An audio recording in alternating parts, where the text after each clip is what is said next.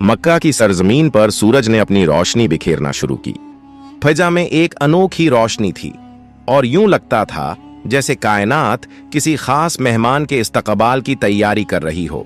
उसी जमाने में मक्का में एक नेक और पाकबाज औरत हजरत आमिना रज़ियल्लाहु ताला अन्हा थीं, जो कहती हैं, जब मेरा बच्चा मेरे पेट में था तो मेरे साथ ऐसी निशानियां जाहिर होने लगीं कि मैं खुद हैरान रह जाती।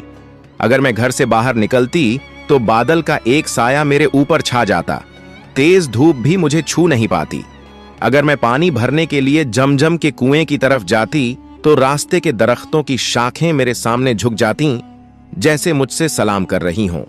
हजरत आमिना रज़ियल्लाहु ताला अन्हा कहती हैं, जब मैं कुएं के पास पहुंचती तो नीचे का पानी खुद ब खुद ऊपर आने लगता, यहां तक कि वह कुएं के मुंह तक आ जाता और मैं बिना किसी मुश्किल के अपने हाथों से बाल्टी भर लेती।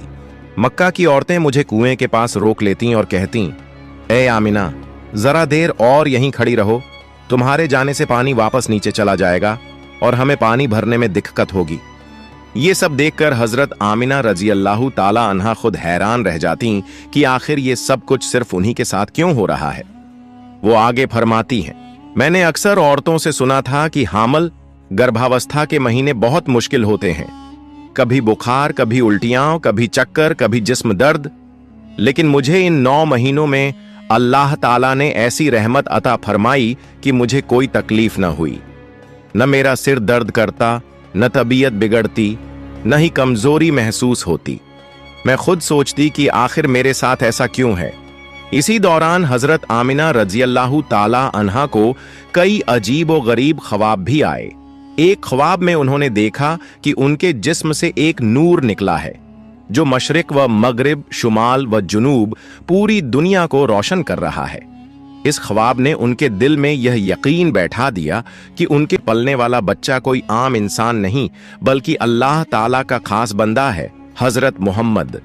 उधर हजरत मोहम्मद सल्लल्लाहु अलैहि वसल्लम के दादा हजरत अब्दुल मुत्तलिब दिन रात खाना ए काबा का गलाफ पकड़कर रो रो कर अल्लाह से दुआएं करते, या अल्लाह, मेरा बेटा अब्दुल्लाह तो इस दुनिया में न रहा, लेकिन उसके घर एक बच्चा आने वाला है। ऐ रब ए करीम, इस बच्चे की हिफाजत फरमा, उसे अपनी रहमत में जगह दे और मेरे बेटे की नस्ल बाकी रख। हजरत मोहम्मद सल्लल्लाहु अलैहि वसल्लम के चाचा भी हर दिन बड़ी बेताबी से इंतजार करते कि कब वह घड़ी आए जब हजरत अब्दुल्लाह का बेटा दुनिया में कदम रखे। इसी दौरान यहूदियों में भी एक हलचल मच गई थी। उनकी मुकद्दस किताब तौरात में लिखा था कि जब आखिरी नबी की आमद करीब होगी तो उसकी पैदाइश से 10 दिन पहले आसमान पर एक खास लाल रंग का तारा चमकेगा। चुनांचे जब हजरत मोहम्मद सल्लल्लाहु अलैहि वसल्लम की विलादत में 10 दिन बाकी रह गए तो वही तारा आसमान पर नुमायां हो गया। उस तारे को देखकर यहूदियों के दरमियान खलबली मच गई। उनके बड़े उलमा ने फौरन लोगों को जमा किया और कहा, यह वही निशान है जिसका वादा हमारी किताबों में किया गया है। वह आखिरी नबी दुनिया में आने वाला है। फौरन जाकर मालूम करो कि मदीना या उसके आसपास किस घर में ऐसा बच्चा पैदा होने वाला है जिसकी पैदाइश में सिर्फ 10 दिन बाकी हैं।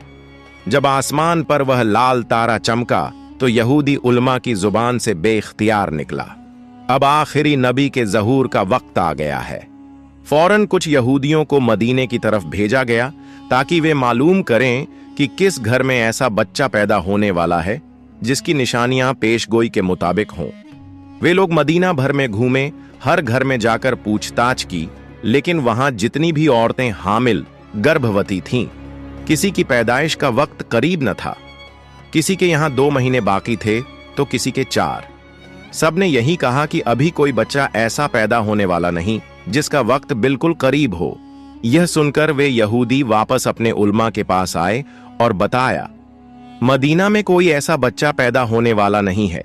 तब उनके उलमा ने कहा, अब मक्का जाओ, मुमकिन है वह बच्चा वहां पैदा होने वाला हो। चुनांचे यहूदियों का एक काफिला मक्का की तरफ रवाना हुआ। वहां जाकर उन्होंने तहकीक की कि कौन सी औरतें हामिल हैं।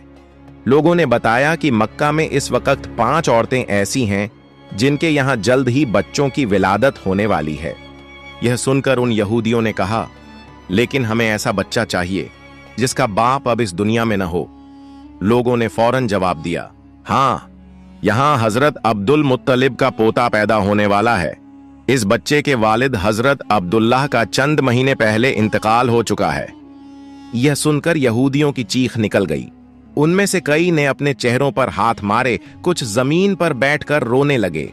वह सब कहने लगे, हाय अफसोस, नुबुव्वत तो हमारी नस्ल से निकलकर अब मक्का वालों के पास जा चुकी है।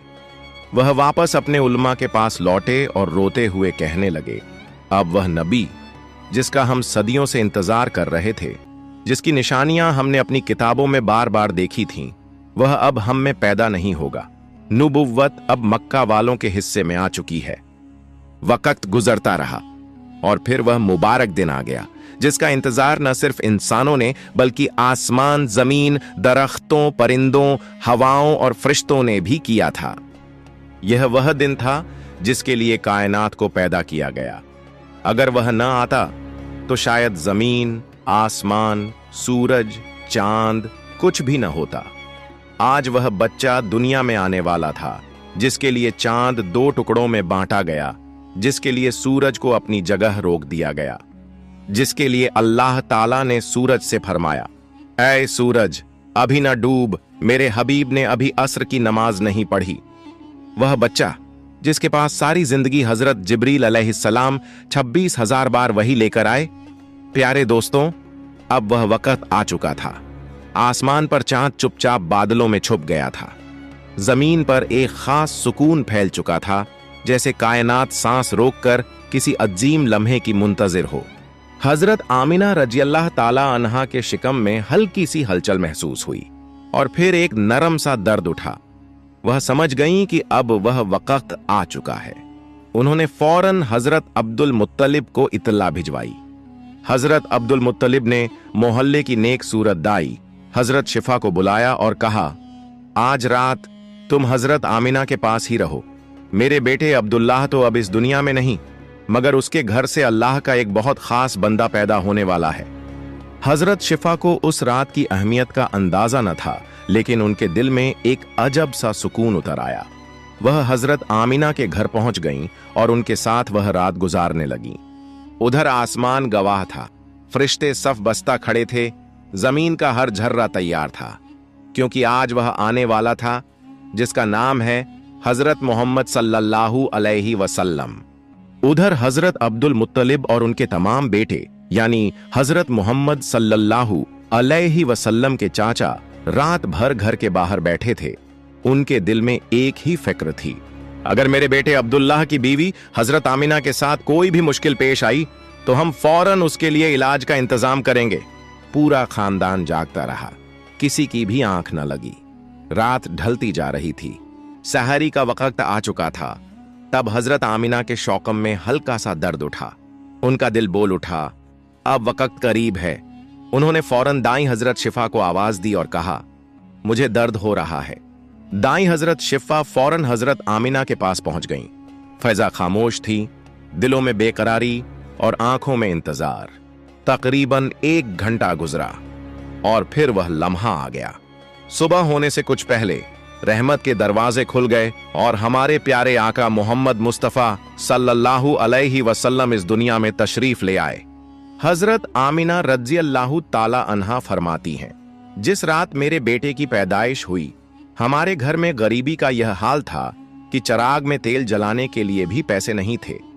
अंधेरे ही अंधेरे का आलम था, न रोशनी घर के अंदर थी न बाहर। लेकिन उसी अंधेरे में मेरे बेटे मेरे मोहम्मद सल्लल्लाहु अलैहि वसल्लम की विलादत हुई, जो सारी दुनिया के लिए रोशनी और हिदायत बनकर आए। यह कोई आम पैदाइश न थी। दाई हजरत शिफा कहती हैं, मैंने अपनी पूरी जिंदगी में ऐसा बच्चा कभी नहीं देखा।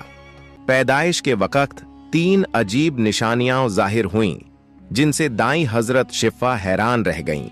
पहली निशानी यह थी कि आम तौर पर बच्चा मां से नाफ के जरिए जुड़ा होता है, लेकिन हजरत मोहम्मद सल्लल्लाहु अलैहि वसल्लम की नाफ पैदाइश के वक्त मुकम्मल तौर पर कटी हुई थी, जैसे किसी ने पहले ही से उसे जुदा कर दिया हो। दूसरी निशानी यह कि आम बच्चों की विलादत के वक्त जिस्म से कुछ गंदगी निकलती है, लेकिन जब हजरत नबी करीम सल्लल्लाहु अलैहि वसल्लम पैदा हुए तो जिस्म से एक कतरा भी गंदगी का ना निकला, गोया पाकी और सफाई आपकी फितरत में शामिल थी। तीसरी निशानी यह थी कि आम लड़कों की पैदाइश के बाद खतना किया जाता है, लेकिन हमारे नबी करीम सल्लल्लाहु अलैहि वसल्लम का खतना मां के पेट में ही मुकम्मल हो चुका था। दुनिया में आते ही आप पहले से मुखतून थे। इन तीन निशानियों को देखकर दाई शिफ़ा की आंखें हैरत से फैल गईं। उनके दिल में एक अजीब सी हालत पैदा हो गई। वह फौरन बोल उठी, ए आमिना, मैंने आज तक ऐसा बच्चा नहीं देखा। फिर दाई शिफ़ा ने प्यारे नबी मोहम्मद सल्लल्लाहु अलैहि वसल्लम को अपनी गोद में लिया और एहतराम से जमीन पर लिटा दिया। जैसे ही उन्होंने मोहम्मद सल्लल्लाहु अलैहि वसल्लम को जमीन पर रखा तो एक मोजिजा, चमत्कार रौनुमा हुआ। नबी करीम मोहम्मद सल्लल्लाहु अलैहि वसल्लम ने झटके से करवट बदली, अपने नन्हे नन्हे घुटनों पर झुके और सीधे सजदे में चले गए। यह मंजर हजरत आमिना के लिए यकीन से बाहर था। एक नन्हा नवजात बच्चा जो अभी दुनिया में आया हो, वह किस तरह सजदे में जा सकता है? लेकिन यह तो अल्लाह का महबूब था, रहमतुल लिल आलमीन था, सैयदुल मुरसलीन था। पूरा 15 मिनट तक आप सल्लल्लाहु अलैहि वसल्लम सजदे में रहे। फिर अपना सर उठाया, आसमान की तरफ निगाह की और अपनी उंगली से आसमान की तरफ इशारा किया, गोया सारी कायनात को ऐलान कर रहे हों, ऐ लोगो, याद रखो, इस दुनिया को पैदा करने वाली सिर्फ एक ही जात है, वह अल्लाह है। उस लम्हे जमीन ने भी सजदा किया, आसमान भी झुक गया और दुनिया ने पहली बार अल्लाह के आखिरी नबी का चेहरा देखा, जो खुद नूर थे और नूर बांटने आए थे।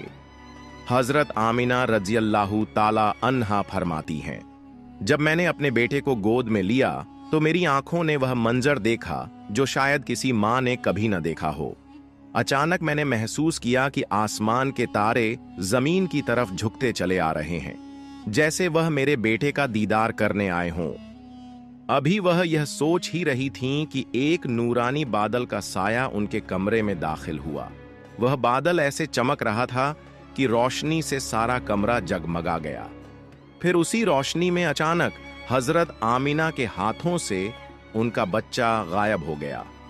हजरत आमिना हैरान रह गईं, लेकिन उसी बादल से एक आवाज आई, ए जिब्रील, इस बच्चे को सारी दुनिया का चक्कर लगवाओ, इसे तमाम अंबिया की खूबियां अता करो, यूसुफ की खूबसूरती, अय्यूब का सब्र, इब्राहिम की दोस्ती, दाऊद की मीठी जुबान और सुलेमान का इल्म व वकार।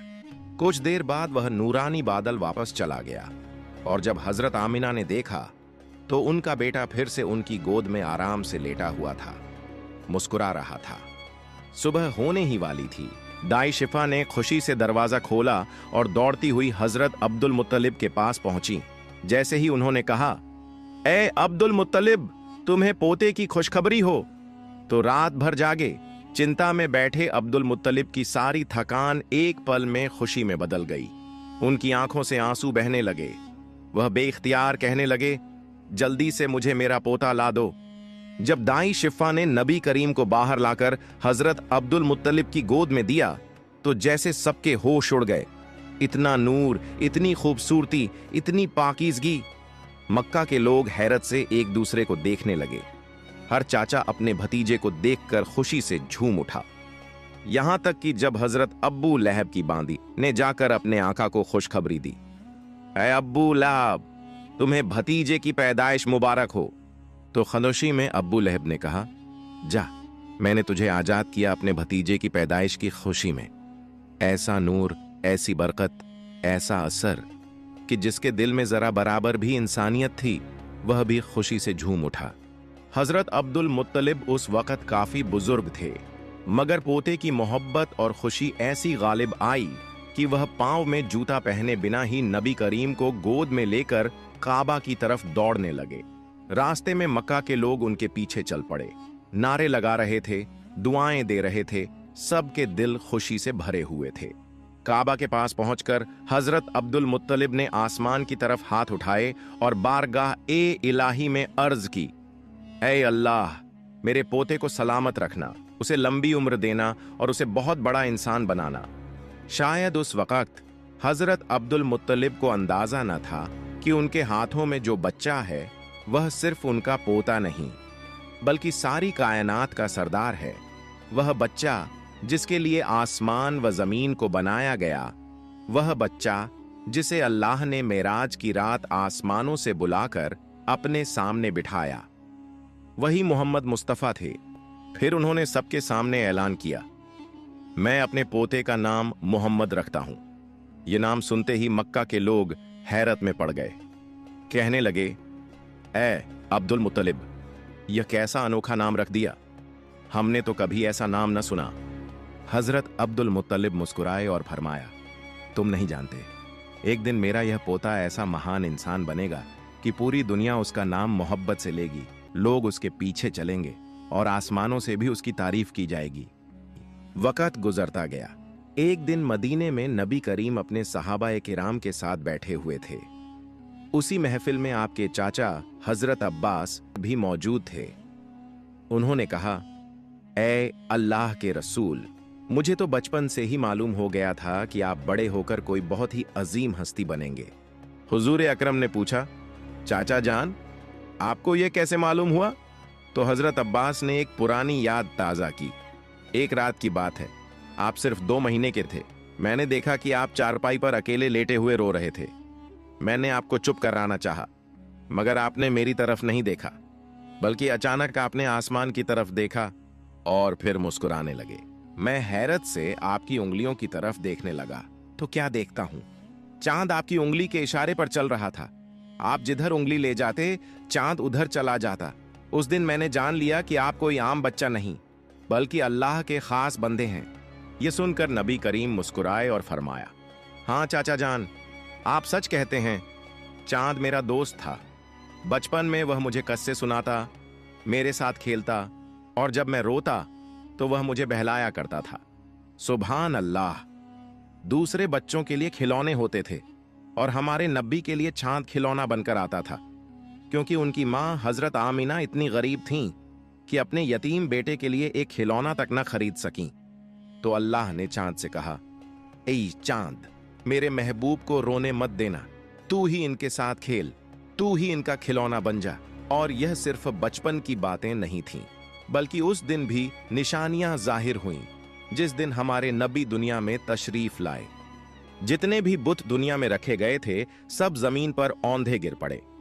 ईरान के बादशाह के महल में 1000 साल से लगातार जलने वाली आग, जिसकी वे पूजा करते थे, अचानक बुझ गई।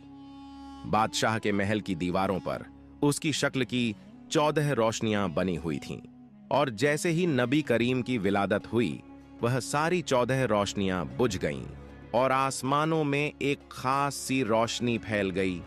मक्का में एक और अजीब वाकया पेश आया। दूसरे दिन दोपहर के वक्त एक यहूदी आलिम मक्का आया।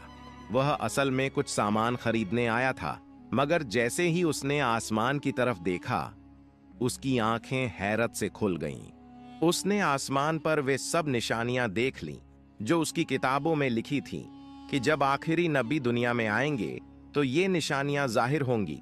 वह फौरन मक्का के लोगों के पास गया और पूछा, क्या आज मक्का में किसी के यहां बच्चा पैदा हुआ है? लोगों ने जवाब दिया, हाँ, फलां फलां औरतों के यहां लड़के पैदा हुए हैं। यहूदी ने कहा, नहीं, मैं उस बच्चे की बात कर रहा हूं जिसका बाप इस दुनिया से जा चुका हो। तो किसी ने बताया, हाँ, अब्दुल मुत्तलिब के यहां एक पोता पैदा हुआ है जिसके वालिद का इंतकाल हो चुका है। यहूदी फौरन बोला, मुझे उस बच्चे के पास ले चलो। जब वह हजरत आमीना के घर पहुंचा और नन्हे मोहम्मद को देखा तो जैसे उसके दिल की दुनिया बदल गई। वह नबी करीम को गोद में उठाता है, प्यार से देखता है और फिर अचानक उनकी पीठ की तरफ झुकता है। वहां उसने एक खास निशान देखा, महरे नुबुव्वत। जैसे ही उसने महरे नुबुव्वत देखी, उसकी आंखों से आंसू बहने लगे और वह जोर जोर से रोने लगा। फिर कहने लगा, हाय अफसोस, आज यहूदियों के हाथ से नुबुव्वत छिन गई। आज वह आखिरी नबी आ चुके हैं जिनका इंतजार हम बरसों से कर रहे थे, लेकिन अब नुबुव्वत हमारी कौम को नहीं मिली। अब हमारी तबाही करीब है। यह मंजर बहुत अजीब था। एक माँ के आंसू खुशी के थे और एक यहूदी के आंसू अफसोस के। यह वह दिन था जिसने तारीख का रुख बदल दिया। उस दिन आमिना का लाल पैदा हुआ, जिसके आने से अंधेरा छट गया और जिसकी नस्ल से आने वाला नवासा हुसैन भी बेमिसाल होगा। प्यारे दोस्तों, अगर आपको मेरी वीडियो पसंद आई हो तो मेरी वीडियो को लाइक करें और मेरे चैनल को सब्सक्राइब करें। मिलते हैं अगली वीडियो में। फई अमानिल्लाह।